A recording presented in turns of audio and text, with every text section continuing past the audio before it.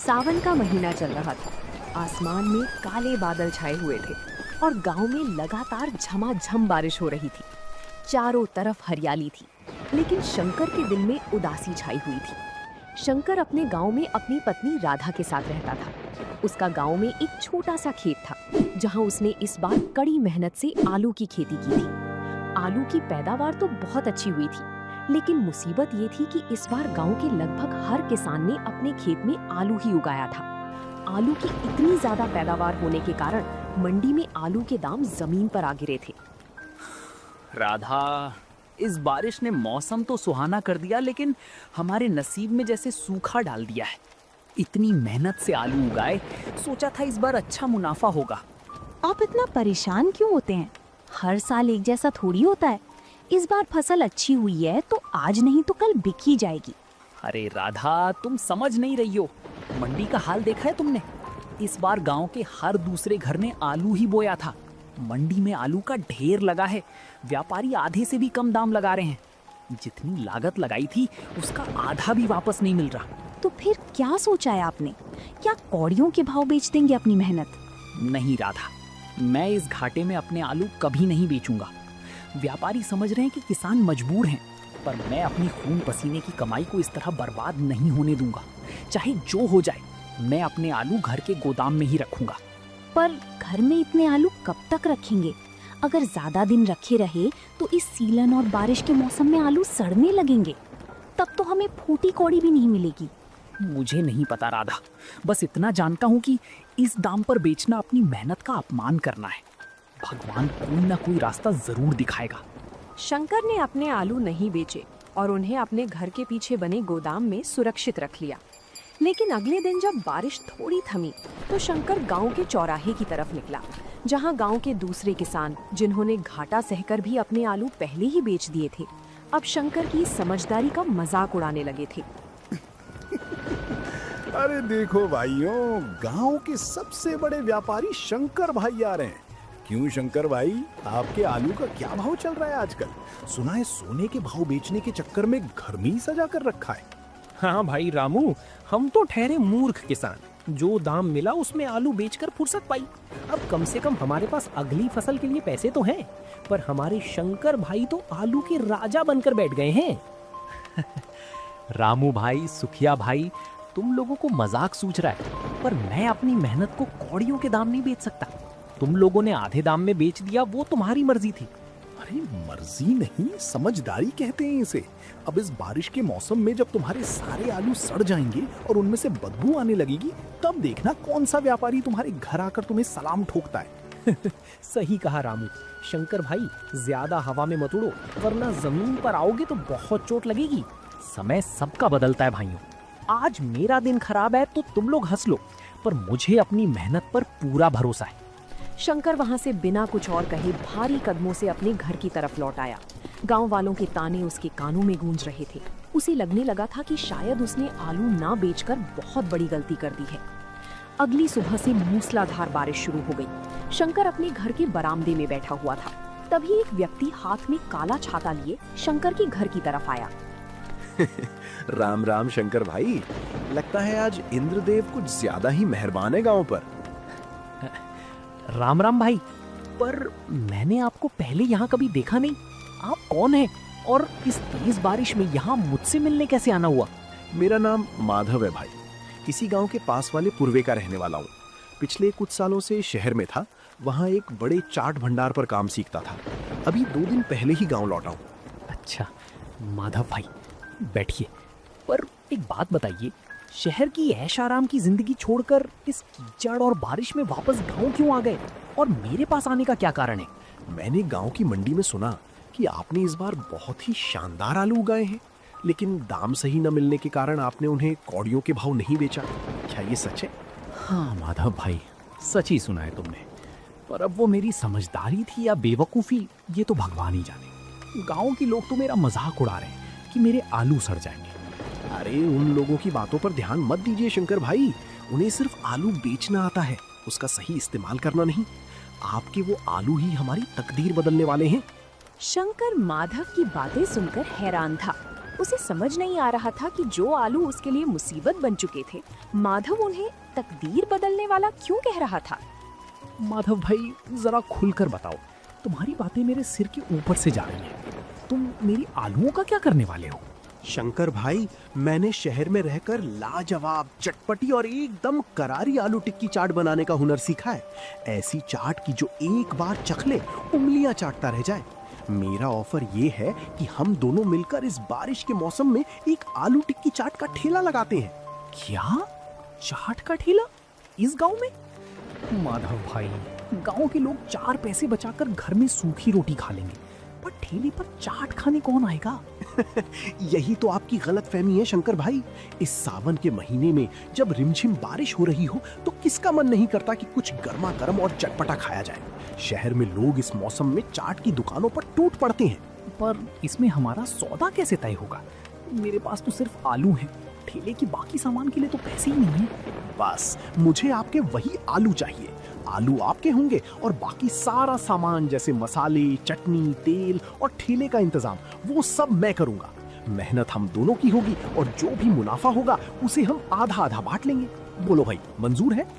तभी राधा भी उनके पास आई और बोली, मुझे तो भाई साहब की बात में दम लगता है। वैसे भी आलू गोदाम में रखे रखे सड़ ही रहे हैं, कम से कम इस बहाने कुछ नया रास्ता तो खुलेगा। तुम ठीक कह रही हो राधा। ठीक है माधव भाई, मुझे तुम्हारा ये ऑफर मंजूर है। कल से ही हम इस काम की शुरुआत करते हैं। माधव का ऑफर स्वीकार करने के बाद शंकर के चेहरे पर कई दिनों बाद एक नई उम्मीद की चमक दिखाई दे रही थी। अगले ही पल दोनों काम में जुट गए। शंकर ने अपने गोदाम से सबसे बेहतरीन बड़े और ठोस आलू छांट कर निकाले। दूसरी तरफ माधव ने अपने पास जमा पैसों से एक पुराना ठेला किराए पर लिया और उसे साफ करके चमका दिया।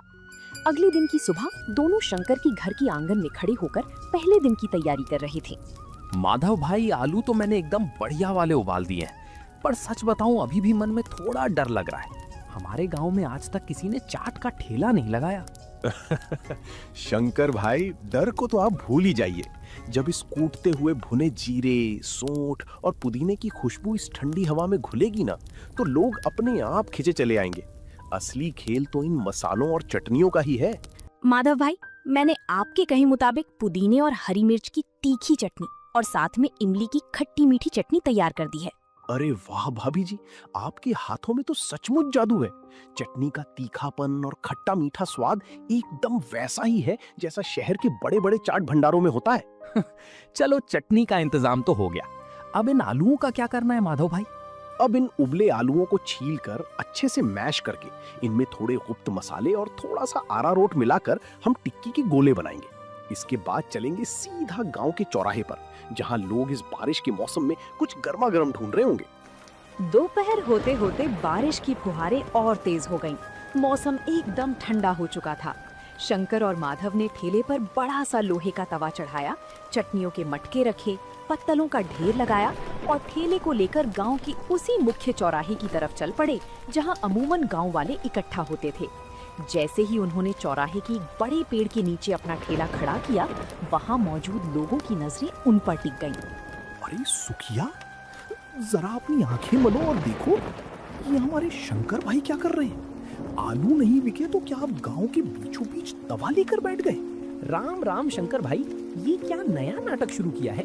और ये साथ में कौन है तुम्हारे? शहर से कोई नया जोड़ीदार ढूंढ लाए क्या? राम राम भाइयों, ये माधव है, पास के ही पूर्वे का।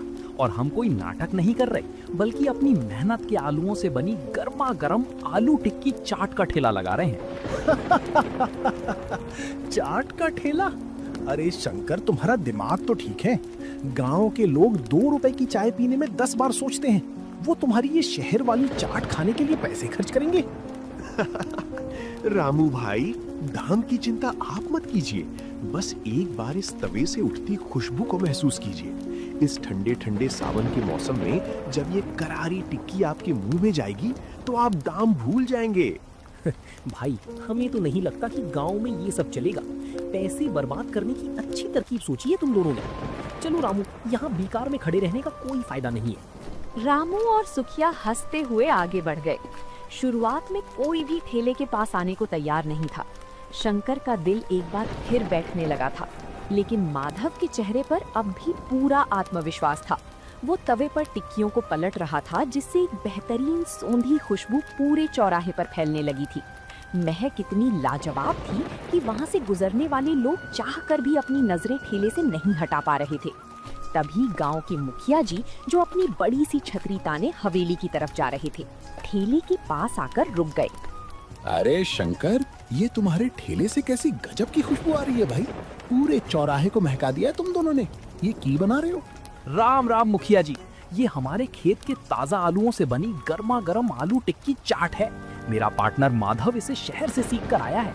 इस सावन की बारिश में आपके लिए एक पत्तल तैयार करवाऊं। चाट? शहर में तो बहुत खाई है, पर हमारे गांव में ये सब कहाँ बनता था। चलो, खुशबू तो बहुत लाजवाब है। हमारे लिए भी एक पत्तल लगाओ जरा, देखें तो सही तुम्हारे आलूओं में क्या जादू है। अभी लीजिए मुखिया जी, एकदम कड़क और करारी टिक्की लगाता हूँ आपके लिए। माधव ने फुर्ती से 2 करारी टिक्कियों को बीच से तोड़ा, उन्हें पत्तल पर रखा। ऊपर से गाढ़ा दही, हरी मिर्च की तीखी चटनी, इमली की लाल चटनी और अपना खास सीक्रेट मसाला छिड़ककर मुखिया जी के हाथ में थमा दिया। आसपास खड़े गांव वाले बड़े ध्यान से मुखिया जी का चेहरा देख रहे थे कि उन्हें ये स्वाद कैसा लगता है। वाह, अरे वाह शंकर, मजा ही आ गया भाई। ये टिक्की बाहर से जितनी करारी है, अंदर से उतनी ही नरम है। और ये चटनियों का तालमेल, भाई वाह, ऐसी चाट तो मैंने शहर के सबसे बड़े बाजार में भी नहीं खाई थी। मुखिया जी की तारीफ सुनते ही वहाँ तमाशा देख रहे गांव वालों के मुंह में पानी आ गया। गांव में मुखिया जी की बात का बहुत वजन था। जैसे ही उन्होंने पत्तल खाली की और जेब से पैसे निकालकर शंकर को दिए, वैसे ही दूर खड़े दूसरे राहगीर भी धीरे धीरे ठेले की तरफ कदम बढ़ाने लगे। बारिश की फुहारें अब भी जारी थीं, जो इस गर्मा गर्म चाट के मजे को दोगुना कर रही थीं। माधव भाई, मेरे लिए भी एक पत्तल जल्दी से लगाना। थोड़ा तीखा ज्यादा रखना। खुशबू देखकर अब और कंट्रोल नहीं हो रहा। भाई, 2 पत्तल हमारे घर के लिए भी बांध दो। इस सुहाने मौसम में ऐसी करारी टिक्की खाने का मजा ही कुछ और है। हाँ हाँ, सबको मिलेगी भाइयों, कोई बिना खाए नहीं जाएगा। शंकर भाई, जरा गोदाम से और उबले हुए आलू लेकर आओ, तवे पर टिक्कियां कम पड़ रही हैं। अभी लाया माधव भाई, तुम तवे को खाली मत होने देना। मैं अभी और आलू लेकर आता हूँ। अरे सुखिया, ये क्या हो रहा है? जो गांव वाले 4 आने खर्च करने को तैयार नहीं थे, वो शंकर के ठेले पर लाइन लगाकर खड़े हैं। हाँ भाई रामू, हमने तो अपने आलू औने पौने दाम में व्यापारियों को बेच दिए और हमें कुछ हासिल भी नहीं हुआ। यहाँ तो शंकर अपने आलूओं को सोने के भाव बेच रहा है। इसकी तो किस्मत ही पलट गई। शाम होते होते शंकर के घर का आधा गोदाम खाली हो चुका था और ठेले के गल्ले में पैसों का ढेर लग गया था। जो किसान कल तक शंकर की लाचारी पर हंस रहे थे, आज वे उसकी समझदारी और माधव के हुनर की दाद दे रहे थे। शंकर को समझ आ गया था कि सही समय पर सही फैसला लेने से आपदा को भी अवसर में बदला जा सकता है। दिन हफ्तों में बदल गए और सावन का पूरा महीना शंकर और माधव के चाट के ठेले के नाम रहा। शंकर का जो आलू गोदाम में सड़ने की कगार पर था, अब उसकी एक एक गांठ सोने के भाव बिक चुकी थी। एक शाम ठेला बंद करने के बाद शंकर और माधव गल्ली के पैसे गिन रहे थे। माधव भाई, अगर आज से 1 महीना पहले कोई मुझसे कहता कि मैं अपने आलूओं से इतनी कमाई करूंगा, तो मैं उसे बेवकूफ समझता। ये सब तुम्हारी वजह से हुआ है भाई। अरे नहीं शंकर भाई, ये आपकी मेहनत और सही समय पर हिम्मत ना हारने का नतीजा है। अगर आप उस दिन व्यापारियों के आगे घुटने टेक देते और आलू औने पौने दाम में बेच देते, तो आज हमारे पास ये हुनर दिखाने का मौका ही नहीं होता। और माधव भाई के उस अनोखे आइडिया को तो भूल ही नहीं सकते। उन्होंने संकट को मुनाफे में बदल दिया। सच में शहर से सीखा हुआ हुनर आज हमारी पूरी गांव के काम आ गया। भाभी जी, काम तो अभी और बढ़ेगा। सावन का महीना खत्म होने वाला है, लेकिन हमारी चाट का स्वाद लोगों की जुबान पर ऐसा चढ़ा है कि अब ये रुकने वाला नहीं है। हमारे पास जितने आलू थे, वो तो अब खत्म होने वाले हैं। हाँ माधव भाई, ये बात तो मेरे दिमाग में आई ही नहीं। हमारे गोदाम के आलू तो बस 2-3 दिन के ही बचे हैं। उसके बाद हम टिक्की किस चीज की बनाएंगे? हमारा ठेला कैसे चलेगा? चिंता मत कीजिए शंकर भाई, इसका रास्ता भी हमारे पास ही है। कल सुबह चौराहे पर चलते हैं, वहीं इस समस्या का समाधान मिलेगा। अगली सुबह जब शंकर और माधव चौराहे पर पहुंचे तो वहां रामू, सुखिया और गांव के कई अन्य किसान पहले से ही मौजूद थे। लेकिन आज उनके चेहरों पर मजाक उड़ाने का भाव नहीं, बल्कि सम्मान और एक उम्मीद थी। उनके पास आलू के बड़े बड़े बोरे थे। शंकर भाई, हमें माफ कर देना। हमने तुम्हारी मजबूरी का मजाक उड़ाया था, पर तुमने और माधव भाई ने जो कर दिखाया उसने हमारी आंखें खोल दी। हाँ शंकर भाई, हमने तो अपने आलू जल्दबाजी में बेच दिए थे, लेकिन हमारे घरों में खाने और अगली फसल के लिए जो थोड़े बहुत अच्छे आलू बचे थे, हम वो तुम्हारे पास लाए हैं। हमारे आलू भी अपनी चाट में इस्तेमाल कर लो भाई।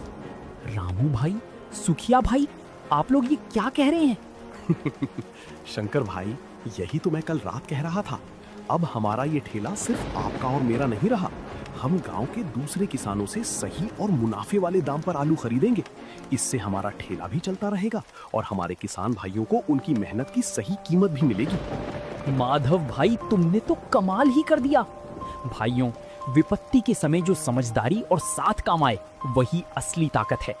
आज से हमारे इस ठेले पर पूरे गांव के किसानों की मेहनत महकेगी। जो आलू कभी संकट का कारण बना था, आज वो पूरे गांव की समृद्धि का जरिया बन चुका था। सावन की वो बारिश थम चुकी थी, लेकिन शंकर के जीवन में खुशियों की जो बरसात शुरू हुई थी, वो अब कभी थमने वाली नहीं थी। तो दोस्तों, आप लोगों को ये कहानी कैसी लगी? कमेंट करके जरूर बताएं। और ऐसी कहानियों को देखने के लिए वीडियो को लाइक करें और चैनल को सब्सक्राइब करें।